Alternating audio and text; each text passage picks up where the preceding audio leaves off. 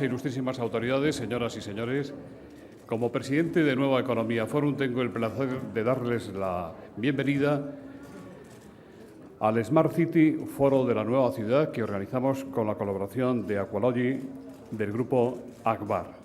Hoy tenemos el especial honor de recibir en esta tribuna al alcalde de Vitoria, premio a la Ciudad Verde Europea, don Javier Maroto, al que va a presentar, y este es también un buen motivo para estar contentos, don Alfonso Alonso, que fuera alcalde de Vitoria y actualmente, como saben ustedes, presidente del Grupo Parlamentario Popular en el Congreso. La tribuna es suya.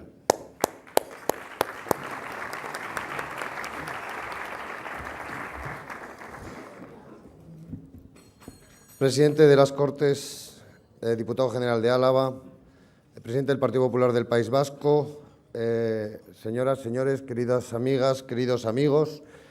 Bueno, a mí la verdad me encanta estar aquí esta mañana presentando a Javier Maroto, primero porque es amigo mío y es amigo mío desde hace muchos años.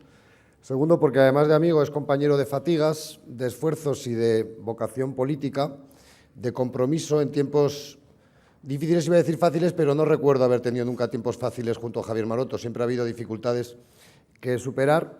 Y en tercer lugar, porque además él ostenta el mejor cargo que un hombre puede tener en su vida, que es el de alcalde de Vitoria. Yo fui alcalde de Vitoria un rato, luego de ahí he perdido mucho y tengo mucha peor posición de la que entonces tuve, y él es el alcalde de esa ciudad. Hoy hay mucho vitoriano aquí que está en nuestro corazón y que es una referencia para todos. Yo voy a hablar muy poco porque lo importante es lo que diga Javier, pero voy a contar algo de quién es Javier Maroto Aranzábal, al que, como decía, lo conozco hace mucho tiempo. Y lo conozco hace mucho tiempo porque su vocación política se manifestó muy temprano. Y se manifestó muy temprano precisamente, como decía también antes, porque los tiempos eran duros, los tiempos eran difíciles y requerían de gente con coraje. Y fue en aquellos años 90, que eran años difíciles, de presión terrorista, de falta de libertades, cuando él decidió incorporarse a las nuevas generaciones del Partido Popular. Y se decidió incorporar entonces las campañas que nosotros hacíamos, creo que el lema era, Iñaki Oyarzabal está aquí, entonces era presidente también de las nuevas generaciones, era rompe tu silencio. Rompe tu silencio. La gente no se atrevía a hablar de política en el País Vasco cuando defendía posiciones no nacionalistas o cuando defendía una idea integradora, una idea de España también en aquella tierra vasca. Rompe tu silencio, y él decidió también romperlo, decidió dar un paso, decidió hablar, decidió dar la cara y plantar cara también en su actividad diaria, en la vida universitaria, aquellos que amparaban, que protegían, que defendían la violencia y el terror en Euskadi. Y por tanto, lo primero que yo quiero decir de Javier Maroto es que él es una persona que se ha forjado en la defensa de las libertades, en la valentía y en el coraje, y que pertenece a esa generación de vascos que se incorporaron en su día al Partido Popular, a la que yo también pertenezco, y que se incorporaron con ese motivo, para luchar por la libertad y para defender una idea integradora de España en Euskadi. Y por eso lo primero que tienen que pensar cuando le vean a Javier Maroto es que detrás de esa apariencia apacible hay un hombre con un coraje y un compromiso político muy marcado. Y eso yo creo que en este caso, naturalmente, imprime carácter. Y ese carácter también se nota en su actividad diaria al frente del Ayuntamiento de Vitoria. En segundo lugar, este es un tío muy preparado. Hay otra gente pues, que tenía mucho coraje, pero carecía de preparación. Este era un hombre muy preparado. Este era un cerebrito de la comercial de Deusto, con facilidad para todo lo que sean números, pensamientos abstractos y luego con capacidad de relación, pero a eso voy después. Pero este era un hombre con una extraordinaria preparación y con un futuro profesional muy brillante en la empresa privada. Nosotros, cuando lo incorporamos al Ayuntamiento de Vitoria, lo pescamos de una sociedad de nuevas tecnologías, estaba en un sector con extraordinario futuro, era muy joven, pero ya con una posición profesional envidiable. Y él cometió el error de dejarse embaucar por nosotros, abandonó aquella incipiente carrera privada profesional y se incorporó a la política. Pero un tío muy preparado. Habla, no sé cuántos idiomas habla. Yo recuerdo que nos fuimos una vez a Stuttgart para estar con los jefes de la empresa Mercedes-Benz, que es la empresa más importante que actúa en Vitoria, Y me distraje un rato, les entraron en otra mesa, porque él era teniente alcalde, yo era alcalde, y de repente Javier de Andrés, que está aquí, y yo, que también estaba allí, ¿qué hace Maroto? Y ahí estaba hablando el hombre en alemán, y digo, ¿pero tú, Maroto, hablas alemán? Dice, pues sí, un poco. Pero luego le hemos visto hablar en sueco, lo cual es verdaderamente sorprendente, y en tailandés, ¿no? Entonces, porque que hable inglés, que hable francés, que hable euskera, incluso alemán, pero tiene una extraordinaria facilidad también para las lenguas. Y la tiene, yo creo, porque tiene una extraordinaria facilidad para la relación social, porque sabe que la política es estar a pie de calle, porque sabe que el despacho de un alcalde son las calles de su ciudad, y porque eso es lo que hace. Y yo creo que esa es la característica que conecta más a Javier Maroto con los tiempos que vivimos. La comprensión y la facilidad de comprensión de las preocupaciones sociales que él detecta en el trato diario con el ciudadano. Y digo un alcalde a pie de calle que además tiene una característica que está muy bien también para los tiempos que corren. Cuando llegó a la alcaldía le pusieron un coche oficial, lo ha cambiado por una bicicleta. Y entonces se le ve al alcalde recorrer la ciudad en su bici, pararse a hablar con unos, pararse a hablar con otros y hacer ese esfuerzo permanente de conectar con la gente de la calle, con la gente de a pie. Eso, más allá de tu coraje, de tu vocación, de tus convicciones, es lo que hace que un alcalde sea querido y que un alcalde sea reconocido. Termino ya. La situación de un alcalde en el País Vasco, que es del Partido Popular, que está en la capital de Euskadi, no es nunca una situación fácil. No es fácil porque el mapa político allí es muy complejo. Él, naturalmente, gobierna en minoría, tiene 9 concejales, pero luego tiene 6 concejales de Bildu, 6 concejales del Partido Socialista, 6 concejales del Partido Nacionalista Vasco. Se parece mucho más al Circo del Sol. Es un ejercicio permanente de prestidigitación, no es fácil. Y, por tanto, hay que tener mucha cintura, capacidad de diálogo e imaginación para poder sacar adelante los proyectos, los programas del ayuntamiento. Él lo está haciendo. Él explicará también cómo lo hace y cuáles son sus ambiciones para la ciudad. Pero él lo está haciendo con una extraordinaria habilidad y lo está haciendo con mucha calma, lo está haciendo sin torcer su rumbo. Y eso es lo más importante. Y yo tengo mucha admiración de su capacidad de gestión, de su capacidad política. Y de Vitoria vamos a hablar aquí esta mañana.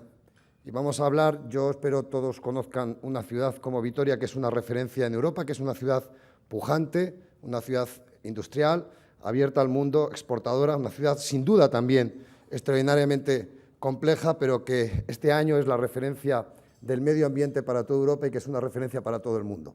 De hecho, yo el lunes quería contar con Javier Maroto para una actividad aquí en Madrid, pero por lo visto recibe una delegación de chinos que vienen a aprender sobre medio ambiente, sobre ciudades inteligentes, sobre el futuro del desarrollo urbano. A Vitoria vienen a tomar nota del ejemplo de una persona, de un alcalde valiente, de un alcalde cercano, un alcalde con inquietud social, como Javier Maroto, al que hemos venido a escuchar esta mañana y con el que os dejo.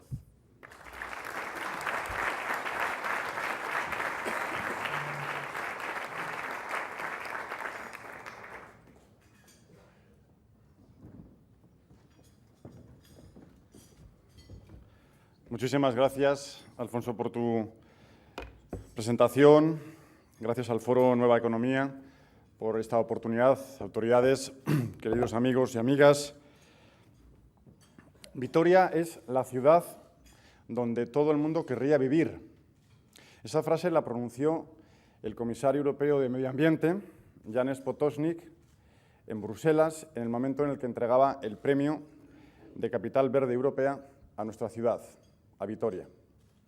Y es que la sostenibilidad y el medio ambiente se están convirtiendo en una referencia indiscutible y es una manera muy apropiada de medir, de valorar la calidad de vida de los ciudadanos en una ciudad. La sostenibilidad en todos los sentidos. Europa está haciendo de esto su bandera y creo que además lo está haciendo con muchísimo acierto. La sostenibilidad es hoy también una seña de identidad europea. Y lo es porque los propios valores de la sostenibilidad lo justifican, pero es también porque hoy sostenibilidad y medio ambiente van y muy ligados a la economía conjuntamente. Economía y ecología, sostenibilidad, medio ambiente y los números se mezclan hoy de una forma necesaria. Son unos y otros parte de la misma solución. A mí me gusta decir, porque me lo creo, que la sostenibilidad hoy no es una opción, es una obligación. Y creo también que precisamente esa manera de entender las cosas está llevando a la Unión Europea y a quienes gobiernan los países miembros de la Unión a tener muy en consideración que hay que construir un planeta más verde, una Europa más verde, entendida desde la sostenibilidad en el más amplio sentido de la palabra. La Unión Europea ha tomado una decisión, creo que también con acierto. Hay que crear símbolos. Cuando uno hace políticas necesita tener símbolos, referencias, un espejo donde poder tomar nota.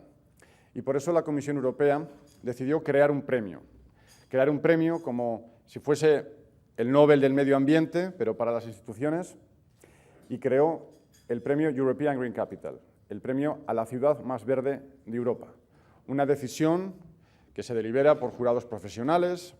Es difícil conseguir este premio. Se analizan 12 variables diferentes, 12, tantas como estrellas tiene la bandera de la Unión, y entre otras se mide la calidad del aire, la calidad del agua, la intensidad y calidad también de los parques y jardines, el sistema de transporte público, los reciclajes de los residuos, y así hasta 12, incluido también la cohesión social. Es la primera vez en este premio de European Green Capital que una ciudad de España como Vitoria consigue este galardón. Es un honor poder tener esa referencia europea. Hasta ahora, para que puedan hacerse una idea, solo las ciudades del norte, los escandinavos especialmente, ganaban este premio. Ciudades como Estocolmo, en Suecia, o Copenhague, en Dinamarca, Hamburgo, en el norte de Alemania, son referencias de ciudades relacionadas con este premio. Es la primera vez que una ciudad en el sur de Europa, aquí en España, consigue este galardón. Pero es también, y esto es más relevante para Vitoria y para la Unión Europea, es también la primera vez que esa decisión de la Unión Europea de conceder un premio a la ciudad más verde de Europa recae en una ciudad de tamaño medio, como es Vitoria, 240.000 habitantes. Para la Unión Europea esto es muy relevante porque, como ya saben ustedes, el 80% de los europeos vivimos en ciudades de tamaño medio.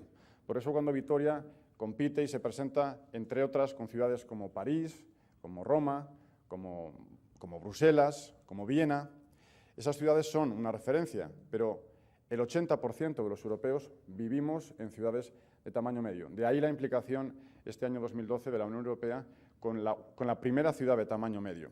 La importancia es especial porque las experiencias de éxito de una ciudad como la nuestra se pueden exportar y aplicar directamente al 80% del conjunto de Europa.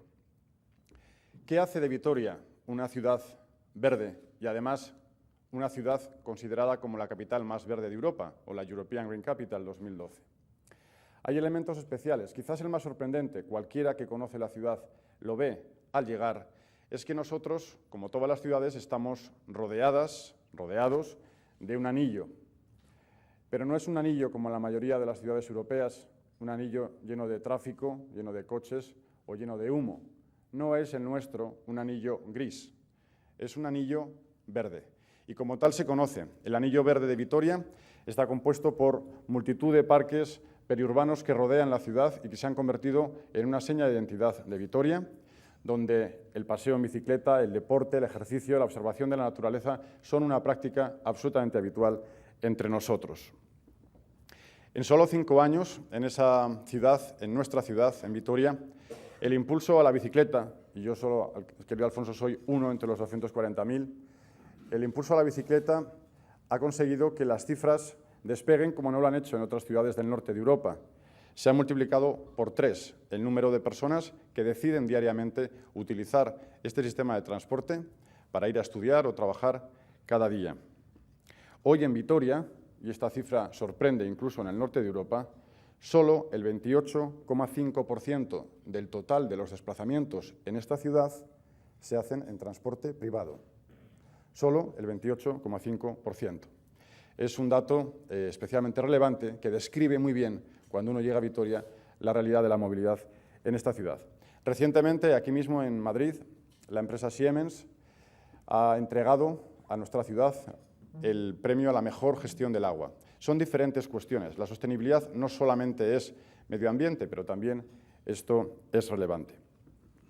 Este premio de Capital Verde Europea y esta posición de Vitoria está permitiendo a nuestra ciudad ser un referente, por supuesto, en el País Vasco, por supuesto, en el resto de España, en Europa, pero también fuera de nuestras fronteras. Y es para mí, como alcalde, un honor poder representarla y poder, entre otras cosas, haber firmado, por ejemplo, la Carta de Vitoria.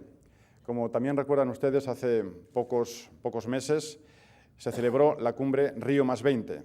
Se podrá decir si sirvió o no para demasiado, pero fue la primera vez que las ciudades, en un documento que se llama Carta de Vitoria, ciudades de Europa y ciudades de Latinoamérica, juntas en Vitoria, firmamos ese documento para hacer una exigencia amable si se quiere, pero una exigencia para decir en esa cumbre que es el momento de que las ciudades sean quienes aporten las soluciones en las divisiones medioambientales en este planeta. No somos los últimos en escuchar y apuntar y hacer lo que los organismos supranacionales deciden. Debemos, porque podemos y porque conocemos de primera mano los problemas y las soluciones, ser un agente activo en la resolución de los problemas medioambientales en el planeta. La Carta de Vitoria pasará a la historia en esa cumbre de Río+20, como también lo apuntaba amablemente mi amigo Alfonso Alonso, que es parte, por supuesto, del mérito de lo que hoy es Vitoria, naturalmente. La cumbre Euro-China, en esas relaciones bilaterales que en este momento se están estableciendo entre los países emergentes y nuestro continente, la Unión Europea. Para la cumbre Euro-China, donde ese lazo con el país asiático se está desarrollando de una forma intensa con Europa y coordinado a través de las diferentes comisarías europeas, para todos los asuntos que tienen que ver con el medio ambiente, Europa ha decidido que el interlocutor y la referencia sea nuestra ciudad. Efectivamente, el lunes, con Beijing a la cabeza, 20 delegaciones chinas vienen a Vitoria a aprender, a tomar referencias de qué es lo que hace Europa en el ámbito medioambiental, para hacerlo en sus ciudades. A ellos les preocupa mucho los residuos, les preocupa mucho la gestión del agua, les preocupa mucho la movilidad. Y conocen perfectamente que hay que, mejor los asiáticos que nadie, que hay que tomar referencias, hay que tomar buenas referencias para implementar en esos países políticas de desarrollo sostenible. Quizás una anécdota breve para describir la dimensión que una ciudad como la nuestra puede tomar en este momento. Como alcalde de Vitoria, tuve la oportunidad de abrir uno de los foros latinoamericanos en materia de desarrollo sostenible de medio ambiente. Humildemente, insisto, un alcalde de una ciudad de 240.000 habitantes abrió ese foro y explicó, entre otras cosas, algunas cuestiones relacionadas con los residuos. Entre otras, aporté el siguiente dato. En nuestra ciudad, en la ciudad de Vitoria, solo el 25% del volumen total de residuos que se genera acaba en el vertedero. Y expliqué cómo es ese proceso a través de tratamiento de residuos, plantas de secado, selección en origen a través de contenedores, bueno, una serie de cuestiones que hacen posible que ese dato, que solo el 25% del total del volumen acabe en un vertedero, es una realidad en nuestra ciudad. Al acabar mi intervención, muy amablemente, alguien del Ayuntamiento de Sao Paulo me pidió si podía suspender el resto de la agenda porque el alcalde de Sao Paulo quería conocerme. Y allí me planté a conocer al alcalde de Sao Paulo, un alcalde que, por cierto, solo se desplaza en helicóptero y que cuando me conoció me dijo: Javier, alcalde, yo no creo demasiado en esto de la ecología, pero lo que tú has dicho es otra cosa. Si nosotros en Sao Paulo pudiésemos hacer que solo el 25% de los residuos acaban en un vertedero, estaríamos ahorrando, y me dio la cifra, millones de reales o de dólares o de euros, porque esto, que para mí no es ecología, significa que podríamos hacer o 4 veces menos vertederos o que los vertederos durasen 4 veces más. Esa traducción inmediata que se hace hoy de ecología y economía sirve también para impulsar el empleo, para impulsar la actividad económica y sirve a Vitoria para ser también un referente. Por supuesto, el Ayuntamiento de Sao Paulo y otras muchas ciudades de Brasil ya han pasado por Vitoria. Bien, sin duda alguna, esta referencia, estos ejemplos son ejemplos, pero quiero también trasladar una opinión en relación a lo que este premio significa. Hoy, Vitoria es una referencia para vender España, para vender valores de modernidad y también para vender los valores del siglo XXI. Y lo quiero decir también, y lleno de orgullo, esto, lo que está sucediendo con Vitoria, es también una oportunidad para hablar bien de mi tierra, de Euskadi. Y esto también es especialmente relevante. Las ciudades que crean en la sostenibilidad serán las primeras en salir de la crisis. Hoy, pensar de esta manera, sentir así y cumplir el principio de hacer más con menos es una necesidad. Hay que hacer más y mejores servicios y hay que consumir menos recursos. Señores, eso es ser sostenible y eso es lo que tienen que hacer las diferentes ciudades, gobiernos autonómicos, nacionales o europeos. Esto es lo que toca, esto es lo que está en la agenda. Y quiero proporcionar solamente una clave que también conoce muy bien Alfonso Alonso porque la impulsó. Esto no se hace en un despacho. Esto no es una decisión que tome un alcalde. Esto es una relación de complicidad con la ciudad. Solo si se consigue, y Vitoria lo ha conseguido, tejer lazos de complicidad con sus ciudadanos que hacen propio ese valor de la sostenibilidad, entonces estamos en predisposición de tener éxito en estas políticas. Esto hay que hacerlo con los ciudadanos. No es una decisión que se cuenta a los ciudadanos como si fuese una ordenanza. La manera de explicar esto y la manera de sentir Vitoria es eso, es un valor, yo lo veo así, es un valor, es una manera de pensar, es una convicción, es algo que hay que creerse. Hay que creérselo para poder llevarlo a la práctica. Y creo también que en ese sentido, y quiero aprovechar este foro para hacer una referencia a mi partido, el Partido Popular del País Vasco, esto de ser un valor, es ser una manera de pensar y de tener esa convicción o creérselo, en la sostenibilidad es igual que con otros valores, como por ejemplo la convivencia o la libertad, que son valores que han impulsado desde el principio, desde su constitución, al Partido Popular del País Vasco. Principios que han supuesto la esencia. Defender la convivencia y la libertad son la esencia de nuestro partido allí. Es más, yo quiero decir hoy aquí que el País Vasco no sería lo que es hoy si no hubiésemos tenido esa convicción desde el principio, las mujeres y hombres que componemos el Partido Popular del País Vasco. Es una convicción de quien vive allí y conoce esa realidad. Quiero también decir que esto no ha sido siempre fácil. Todos los presidentes del Partido Popular del País Vasco, Jaime Mayor Oreja, Carlos Iturgaiz, María San Gil y ahora Antonio Basagoiti, han compartido esa esencia de entender que lo primero es la defensa de esos valores de convivencia y de libertad, y que eso son principios básicos. La aritmética parlamentaria, en los últimos tiempos, ha permitido, además de esto, que es lo más importante, ha permitido al Partido Popular del País Vasco, además de defender esto, que es lo esencial, también influir directamente en las acciones de gobierno, en las acciones del gobierno vasco, a ser determinante en las políticas, en lo que se hace y en lo que no se hace. Y eso también, sin duda alguna, es un valor. El último del que quiero hablar hoy, el valor de la responsabilidad, que es exactamente lo que ha hecho el Partido Popular del País Vasco, siempre y también ahora, cuando la aritmética parlamentaria ha podido hacerlo o cuando puede volver a hacerlo en lo sucesivo. Todos los gobiernos en el País Vasco, y lo ha explicado también Alfonso Alonso, tienen una misma característica.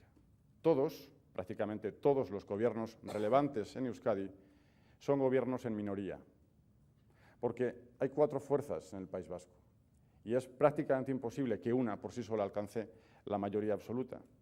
Y eso obliga, y es absolutamente evidente, obliga a entenderse entre distintos para alcanzar acuerdos. Y ahora también toca explorar esos acuerdos.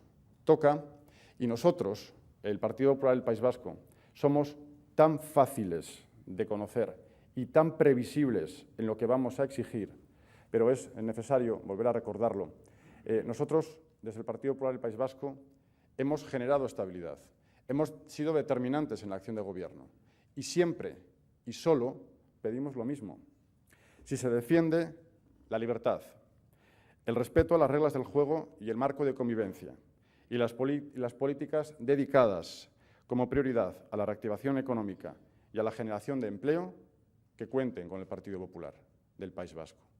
Eso es algo previsible, pero también es una exigencia que hemos hecho desde el principio y que reiteramos hoy. Pero la estabilidad institucional es parte de la receta para ganar la confianza, y ganar la confianza es parte de lo que hace falta para salir de la crisis. Por tanto, por eso apelo a esa responsabilidad de todos en un momento como el que estamos. Y además, sinceramente lo digo, porque lo siento, los vascos nos lo merecemos y los responsables públicos debemos estar a la altura. Y esto, señores, como lo de la sostenibilidad, tampoco es una opción, es una obligación. Muchas gracias.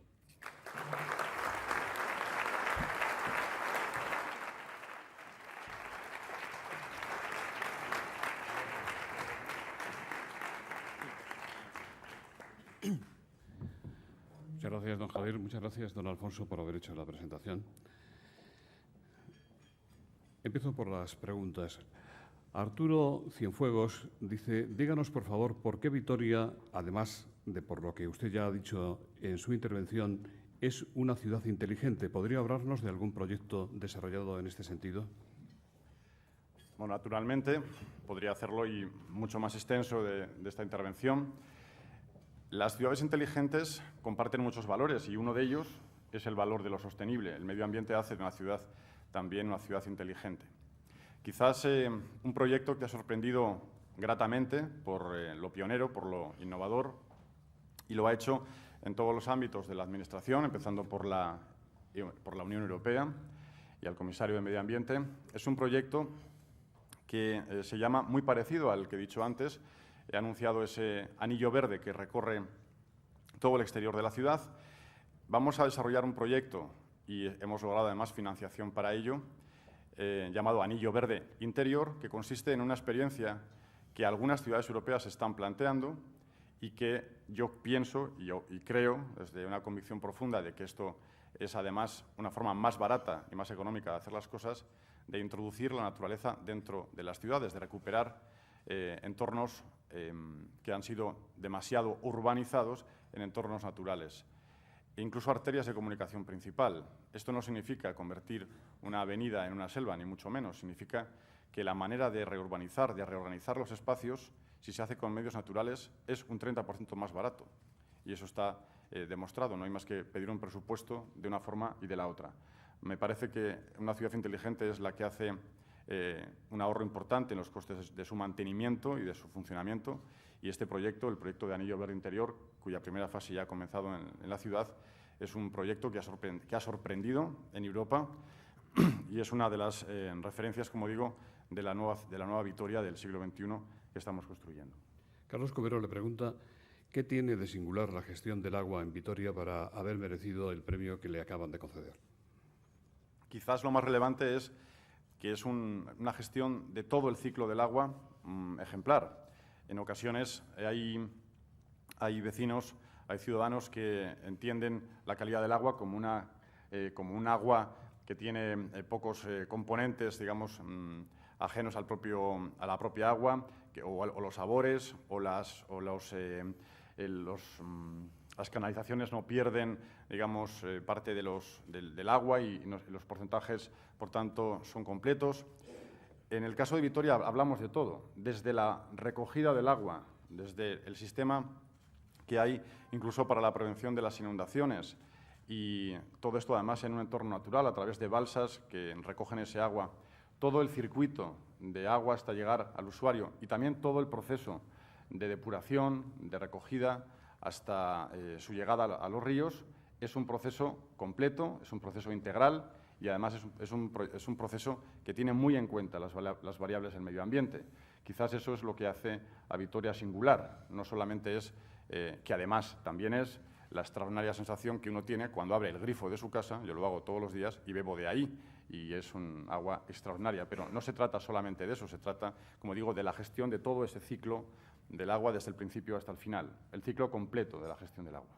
¿Recomendaría usted, señor alcalde, a otros compañeros suyos, a otros alcaldes, que cambien el sistema de gestión público por el privado que tiene, de gestión del agua que tiene Vitoria?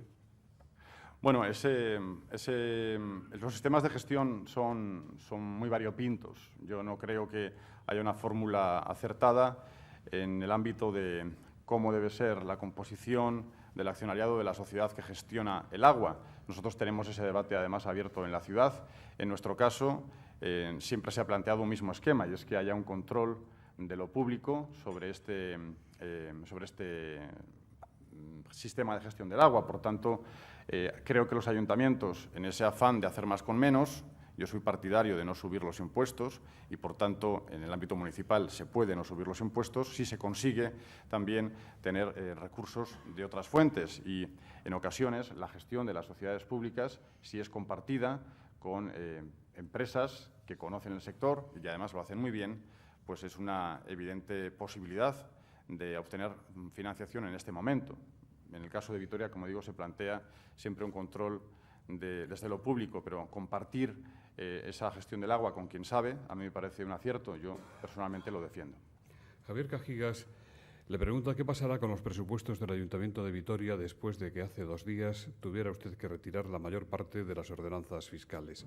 ¿Finalmente será posible un pacto con el PNV? ¿Hasta dónde va a llegar el ataque de celos de Bildu?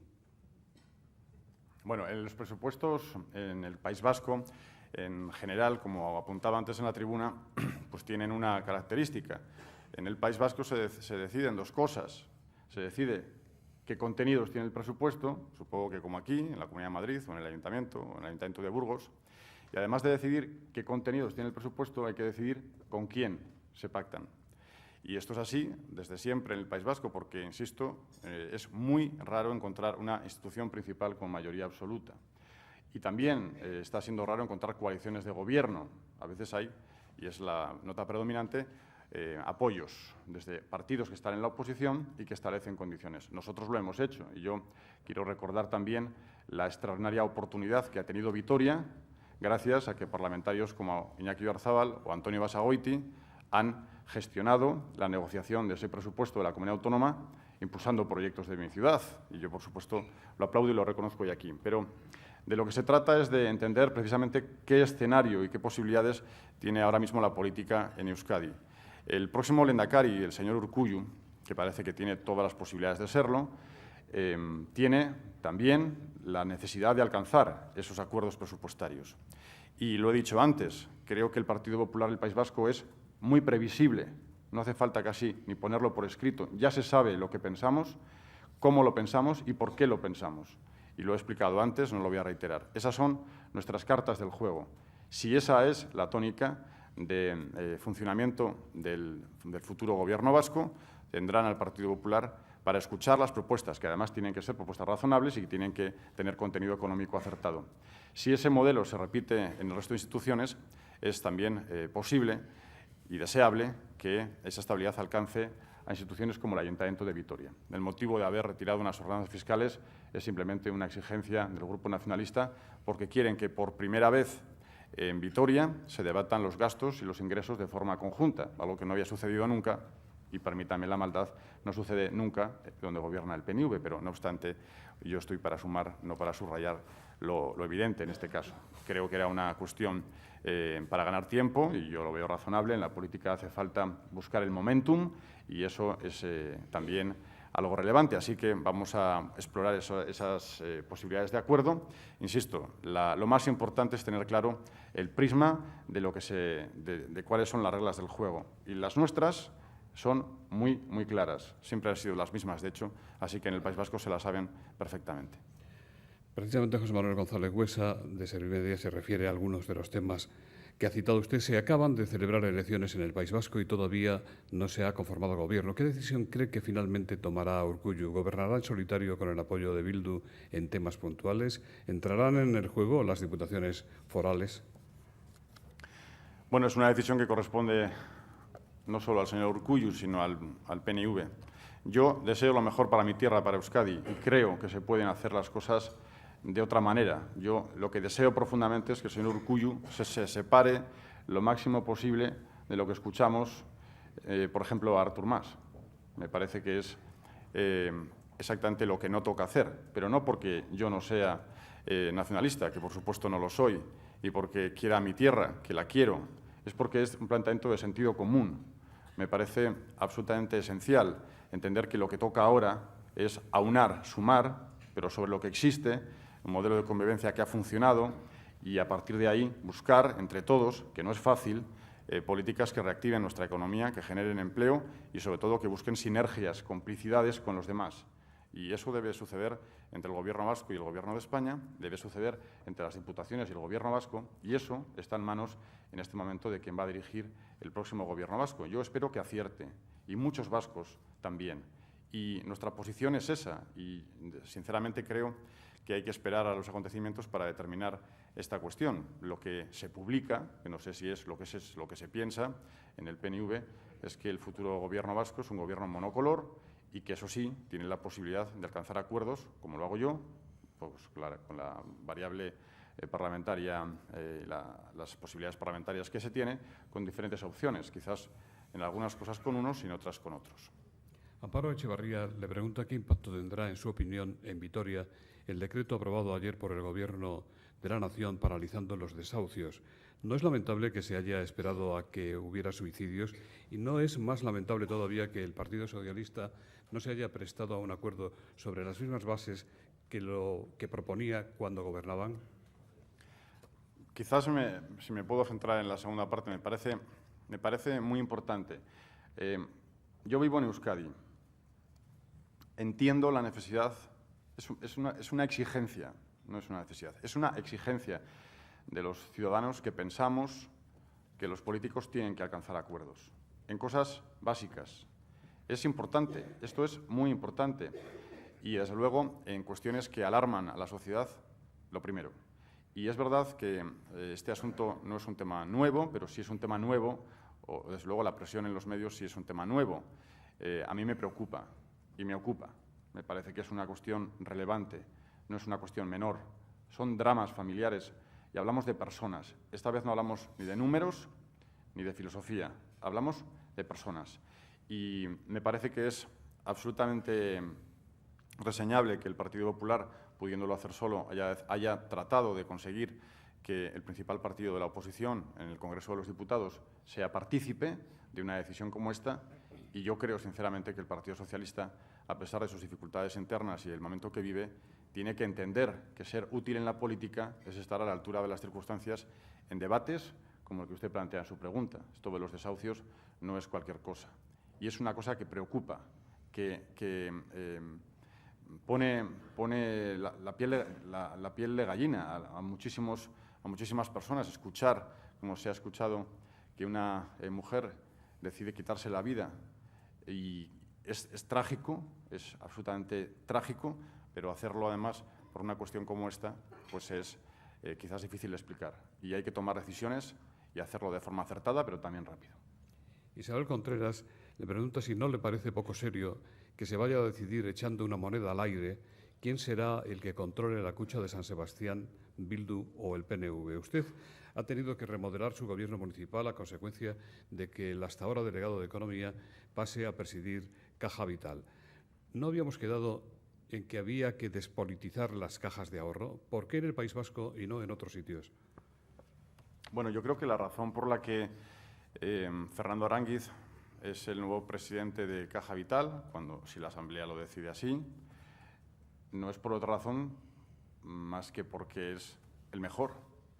Y eso no lo opino yo, que era parte de mi gobierno, sino porque es una persona que desde siempre ha tenido una vinculación estrechísima con todo el tejido asociativo de la capital, ha sido presidente del Baskonia, el principal club deportivo de la ciudad, presidente de la Cámara de Comercio, conoce la realidad económica de la ciudad de forma muy importante y ha formado parte de los gobiernos, primero lo hizo con Alfonso Alonso, como independiente.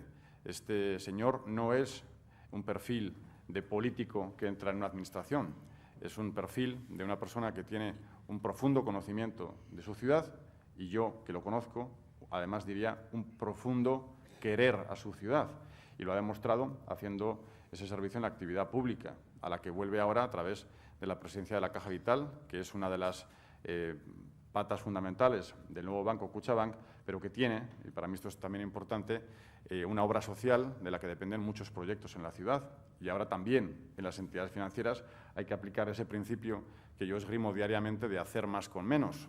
Y el señor Aránguiz, a quien vamos a echar de menos en el Gobierno municipal, tiene que hacer eso ahora. Y hay que saber mucho de números hoy en los gobiernos y también, por supuesto, en las gestiones de las entidades financieras. Así que yo, en este sentido, creo que la Caja Vital gana, Kutxabank gana y Vitoria, que es por lo que yo estoy contestando aquí, gana. En cuanto al sorteo para decidir quién presidirá la Caja de San Sebastián. Bueno, pues sinceramente yo me he ocupado más, o me preocupa más lo que pasa con la Caja Alavesa y Vitoriana, que es la Caja Vital. No puedo decirle en concreto cómo es el proceso en las otras partes de Kutxabank. Un poco no deja de ser extraño, sí. Idoia Mencía, con la composición política tan fragmentada que, como ha dicho don Alfonso Alonso en su presentación, existe en el Ayuntamiento y en las Juntas Generales de Araba, ¿está usted seguro de que Vitoria y Araba pueden jugar un papel de contención en las futuras y previsibles nuevas oleadas de independentismo en el País Vasco? Bueno, yo he dicho 2 veces, creo ya esta mañana, que hay oportunidades para el País Vasco y hay oportunidades para el Partido Popular del País Vasco de hacer lo posible si esas previsibles decisiones no se llevan a cabo. Si el modelo que se elige es un modelo de convivencia, es un modelo basado en criterios económicos y sacar y en mover las fichas necesarias, los resortes suficientes para mejorar en el ámbito económico, saben que el Partido Popular está dispuesto. Y el País Vasco tiene 3 patas, cada uno de los 3 territorios históricos, que Álava sea gobernada por el Partido Popular y la capital de Euskadi, Vitoria, sea gobernada por el Partido Popular, es muy importante para todo. Yo diría más, no hay independencia posible sin Álava, y Álava no se va a prestar, porque el sentimiento alavés y vitoriano no es así. Pero no se trata de ponerse en futuribles, vamos a esperar los acontecimientos. Yo creo, y en la campaña electoral lo hemos visto, el planteamiento del futuro lehendakari Urkullu ha sido tratar de esconder ese debate. Y lo que está por ver, me refiero al debate de la independencia, y lo que está por ver es si eso es solamente una puesta en escena o es porque ahora no toca, y toca otra cosa, toca la gestión y el servicio en otras claves. Yo deseo profundamente que la gestión de Urkullu sea completamente diferente a lo que escuchamos todos los días en la campaña electoral catalana por parte de Artur Mas. Lo deseo como español, como vasco y como vitoriano. Lo deseo profundamente. Y ellos tienen perfectamente conocimiento de que no es lo mismo optar por un modelo que por otro. Uno, el primero, el de la independencia, es un modelo de desestabilización. Y yo creo que el nuevo gobierno vasco y el PNV tienen muy claro eso. Vamos a esperar a los acontecimientos para tener las certezas. Por eso, en la parte de previsible, en su pregunta, pues yo dejaría esa parte de previsible para esperar efectivamente que las cosas sean como deben ser. Y creo, sinceramente, que el Partido Nacionalista Vasco es un partido que tiene una trayectoria de gobierno importante, no siempre ha mantenido discursos de radicalidad, es verdad que lo ha hecho en algunos momentos, en algunos tiempos, y ahora tiene que descubrir sus cartas, y va a ser en poco tiempo. Vamos a ver los acontecimientos y en función de eso pues veremos exactamente qué es lo que se puede o no se puede hacer, lo que se puede y lo que se debe decir. El PP del País Vasco, como he dicho antes, tiene su mensaje muy claro y todo el mundo sabe cuál va a ser nuestra respuesta. Y todo el mundo sabe también a qué nos prestamos, cómo lo hemos hecho y a cambio de qué, que es muchas veces a cambio solo de que se respete esas reglas del juego y pedir políticas que funcionan y que dan estabilidad a nuestra tierra, a Euskadi. Yo creo que esa es la clave y el momento que tenemos por delante. Laura Patiño le pregunta cómo va a controlar que están realmente vacíos los pisos que han declarado ustedes exentos de pagar el canon de basuras. ¿Está este acuerdo de exención al que ha llegado usted con el PNV es presagio de pactos de mayor calado, sustituyendo los apoyos que hasta ahora ha recibido de Bildu? Bueno, yo lo deseo profundamente porque la tasa de basuras para viviendas vacías, que es un invento que se pactó entre Bildu y el Partido Socialista el año pasado en nuestra ciudad, pues eso es un experimento y los experimentos no salen bien si no están bien testados y se conocen con profundidad. Afortunadamente hemos alcanzado un acuerdo con el Grupo Nacionalista para darle la vuelta a esto y suprimir esa tasa, sobre todo porque es injusta, Y, bueno, a partir de ahí, no sé si es un presagio, yo estoy intentando, es más, me estoy dejando la piel todos los días, desde hace mucho tiempo, en tejer los acuerdos suficientes para que esas posibilidades de acuerdos se puedan llevar a cabo. Y a mí me gustaría, en el ámbito de la estabilidad, siempre que el PNV mantenga, como digo, esa línea y esa dirección, el poder tejer acuerdos que permitan ganar a la ciudad de Vitoria, como lo deseo para Álava y lo deseo para el Gobierno vasco. Creo que es lo razonable, lo decía antes. Y además esto, que en otros sitios puede ser interesante, en nuestro caso no es una opción, es que es una obligación. Y no hace falta más que salir a la calle para escucharlo. Lo que se pide es eso, es estabilidad, es unión y es evitar debates que no van a ningún lado. Los ciudadanos están cansados de poner la tele, encender el telediario y ver que en demasiadas ocasiones lo que hay es debate pues de desencuentro y muchas veces se puede evitar. Y para eso hay que tejer lazos mínimos. Así que sí, lo confieso, hemos retirado efectivamente esas tasas y hemos hecho algunas cuestiones porque el PNV está buscando también poner algunas cuestiones sobre la mesa para buscar coincidencias con nosotros y me parece que es razonable. Igual que dos no discuten si uno no quiere, pues lo mismo, dos no pactan si uno no quiere y hay que hacer que quiera. Antonio Iruña le pregunta si se levanta usted cada mañana con la sensación de que puede ser su último día en el ayuntamiento como alcalde. ¿No teme que en cualquier momento se pongan de acuerdo el PNV, el Partido Socialista de Euskadi y Bildu o parte de ellos para presentarle una moción de censura? ¿Qué cree que está dispuesto a dar el Partido Popular a esas formaciones en ámbitos distintos a Vitoria a cambio de que le dejen seguir gobernando? Bueno, no tengo ninguna... Me levanto todos los días pensando en muchas cosas y son muchas cosas mucho peores que esa, porque es que esa no la... Sinceramente, no sabe usted cómo están las cosas y las cifras y los números y no sabe usted lo que es ir por la calle. Y antes, y seguramente Alfonso que está aquí lo puede atestiguar, antes te paraba alguien por la calle, te cogía del brazo y te decía, alcalde, las alcantarillas de mi calle están sucias. Y hoy te paran por la calle, te cogen del brazo y te dicen, alcalde, mi hijo no tiene para comer. Eso es lo que pasa en Vitoria y en el resto de España y en muchos sitios.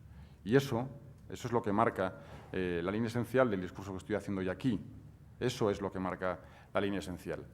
La desestabilización, sea cual sea, no está en mi agenda. Desde luego, le aseguro que me despierto todos los días pensando en muchas cosas. En esa no, porque no es posible y además porque lo han dicho las tres formaciones y además se ha publicado. No está en la agenda las mociones de censura, en la agenda de esos partidos y, desde luego, ni siquiera sería razonable. Y además hay una cosa, los partidos políticos serán muchas veces... Bueno, se dicen muchas cosas negativas de los partidos políticos, pero desde luego lo que no son es torpes. Y meter la pata es quitar a un alcalde, hay que justificarlo muy bien. Y no se quiere hablar yo bien de mí, pero vamos, yo creo que en Vitoria no quieren cambiar de alcalde. Sí.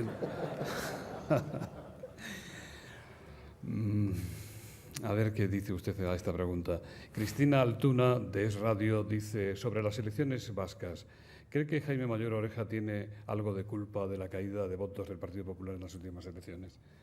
Bueno, yo creo que vivir en el País Vasco da algunas pistas y seguir la actualidad, como lo hacen los medios de comunicación, da algunas pistas en relación a qué es lo que ha pasado en el País Vasco, ¿no? Y también en relación al resultado del Partido Popular, que sin duda alguna nos hubiese gustado a todos que fuese mejor. Pero también es verdad que hay algunas cuestiones que hacen o que explican algunas tendencias en la evolución del voto. Son cosas que no pasaban antes y que pasan ahora. La primera es que hemos tenido una campaña electoral donde muchos ciudadanos, que a veces no votan o han votado algunas siglas, han sentido, yo he sido uno de ellos, solo que yo, confieso, he votado al Partido Popular sin ninguna reflexión adicional, pero hay muchos ciudadanos que sí han tenido, ¿por qué no decirlo?, miedo escénico, si se quiere, miedo escénico a la remota posibilidad de que Bildu pudiese ser la primera opción y que tuviese la posibilidad de alcanzar o de hacer un gobierno. Y eso ha llevado a mucha gente a votar al PNV como alternativa. Ha habido una concentración de voto útil en torno a esa sigla y eso supongo que habrá restado a mucha gente. También algún votante del Partido Popular que en otras ocasiones nos ha votado habrá sido así, como lo ha hecho con el Partido Socialista, otras formaciones o gente que no vota. Yo, si fuese un… Bueno, pues creo que eso es una de las razones. Y también quiero decir otra cosa. A veces, lo apuntaba en la tribuna, he dicho, los 4 presidentes del Partido Popular que yo he conocido desde la fundación del Partido Popular del País Vasco, Jaime Mayor, Carlos Iturgaiz, María San Gil y Antonio Basagoiti, han compartido y sienten lo mismo en relación a estos principios de la libertad, de la convivencia.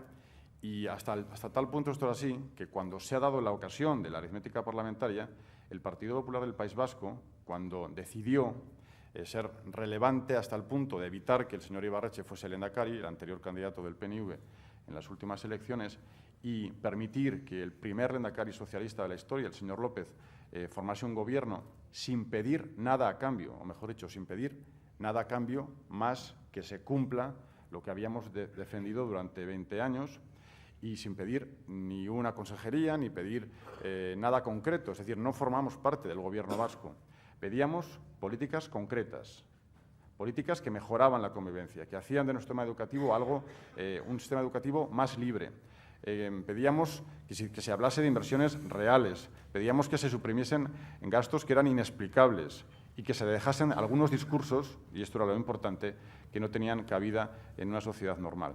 Lo hicimos sin pedir nada a cambio, pero también es verdad, y esto es conocido, no hay más que ver el resultado del Partido Socialista en Euskadi, un 36% de caída, que el señor López no acertó en su gestión, a pesar del respaldo que le ofrecimos. Es más, hasta tal punto de que en su última etapa pues, se dedicó a ser un líder de la oposición en vez de ser un lehendakari, y eso hacía muy complicado el sostenimiento de un gobierno vasco.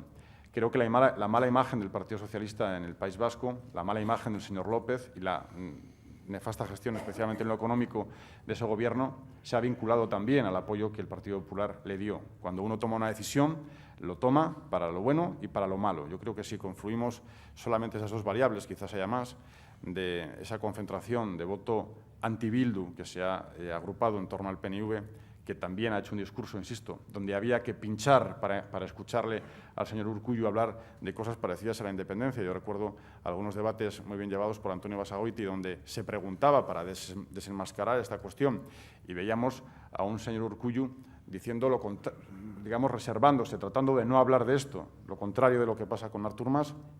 Si a eso sumamos, como digo, que hay muchos vascos que han vinculado al Partido Popular con el Partido Socialista de Euskadi en una gestión que ha sido una gestión económica negativa, pues supongo que hay algunas variables que explican parte de ese resultado. En todo caso, insisto, es un resultado que nos gustaría que fuese mejor, pero es un buen resultado en el País Vasco. Desde las mesas de prensa le preguntan, bueno, dicen, usted es un político al que le gusta dar la cara siempre, comparte las razones de la alcaldesa de Madrid que se negó a que se le hicieran preguntas en la comparecencia de ayer en la que se presentaba el informe sobre los sucesos de Madrid Arena. ¿Por qué entre los políticos españoles se está extendiendo la costumbre de rehusar preguntas en las ruedas de prensa? ¿A qué temen? Bueno, desconozco este tema de la actualidad de Madrid, de las comparecencias de prensa, pero yo creo que las comparecencias de prensa, el tono habitual es no comparece y se mete las preguntas. A veces son amables, como está pasando hoy, y a veces no.